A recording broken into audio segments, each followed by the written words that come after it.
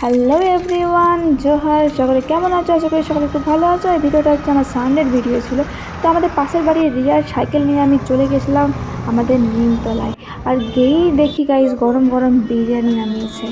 আর অনেক দিন খাওয়া হয়নি, তাই ভালো খাওয়া যাক। আর নিমতলার মোড়ে গেলেই তোমরা দেখতে পাবে পায়েল রেস্টুরেন্ট, ঠিক আছে। আর এনার সাথে আমাদের দেখা হয়ে গিয়েছিলো। আর প্রতিদিনকে রান্নাবান্না করতে ইচ্ছা করে, তাই ভাবলাম যে আজকে একটু বাইরের খাবার খাওয়াই যাক, তাই চলে গেছিলাম নিমতলায়।